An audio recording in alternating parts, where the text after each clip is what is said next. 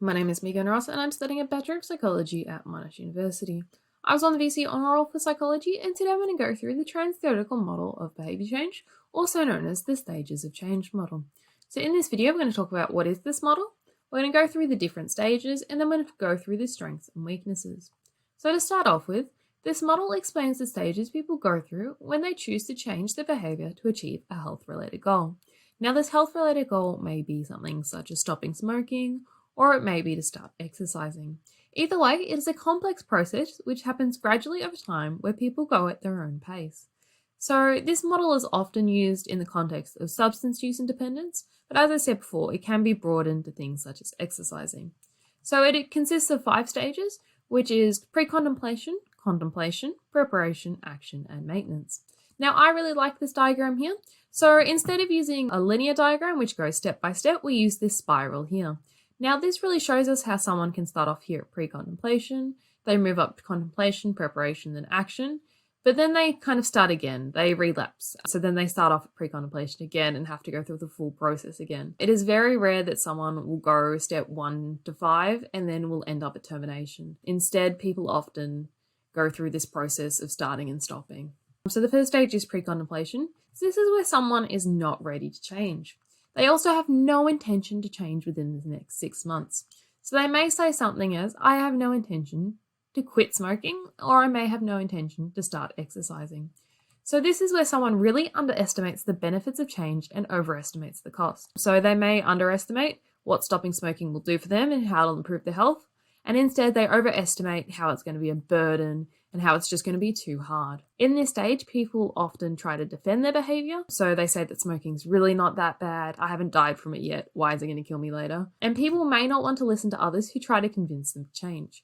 So they may not want to listen to their family member or to their doctor who is saying smoking is really bad. For someone to be able to move to the next stage, they need to acknowledge that they have a problem and they need to have some motivation to change.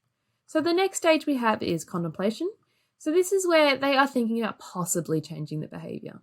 They have mixed feelings about wanting to change. So this is where someone may start to think about it, but they definitely do not action it. They may start to think about the pros and cons of change. So they'll start to weigh up the costs of stopping smoking and the pros, but they may intend to take action within the next 6 months.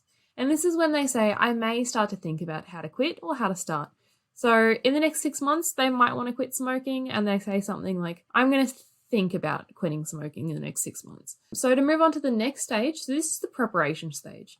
So this is where someone is ready to change.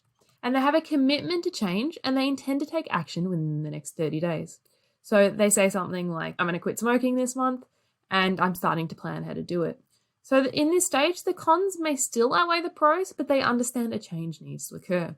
They understand that quitting smoking is really going to suck, and it's really going to be hard, but I need to do this. Someone may start to prepare in this stage with little steps. So for smoking, they may go from smoking 30 cigarettes to 25.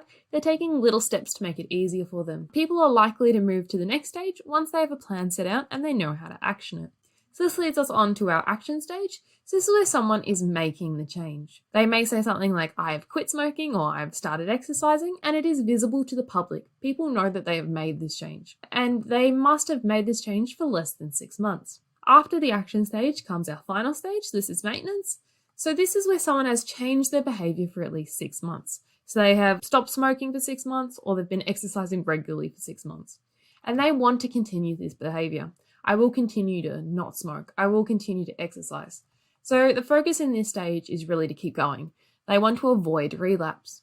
Now, if you don't know what a relapse is, so relapse is a full return to the original problem. There is also lapse, which is considered just a slip up. But yeah, relapse is that full return and they have to start again a bit. Now, I'm just going to go through a quick summary of this. So this is something I already talked about, so you may not need to listen to this, but this is just a full summary of what I've gone through. So pre-contemplation, not ready to change, has no intention to in the next 6 months, and they have no intention to start or quit. Contemplation, so this is when someone's getting ready to change, they intend to take action in the next 6 months, and they may start to think about doing something or stopping their behaviour. Preparation, so they're ready for change, they intend to take action in the next 30 days, and they will start or stop in the next month. The action stage, so making the change, they've made the change for less than 6 months, and they have started or stopped. Maintenance, on the other hand, is keeping with the change, and they have changed their behaviour for at least 6 months, and they will continue to maintain this behaviour. Now, hopefully this has helped you out, and this is a good page here to put into your notes for you to look back on at exam time. Now I'm going to go through our strengths and weaknesses. Now, to start off with our strengths, this model is useful in understanding behavioural change that is self-initiated or is recommended by a professional. So this really helps us to understand what process someone goes through when they are making the change themselves, and they aren't going through like a drug program or something where the change is being made for them in a way. This also treats it as a process rather than an event. So going back towards our spiral diagram, so it's treating it as something that is a bit fluid and is able to change instead of just starting and stopping. And this model does account for individual differences with allowing for setbacks as well. And it is supported by empirical research, so studies do generally support this.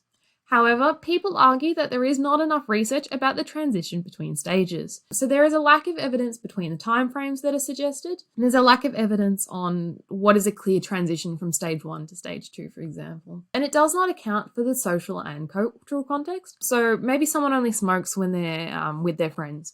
This model does not account for that, and it doesn't account for the culture that someone comes from and how this may influence their behaviour.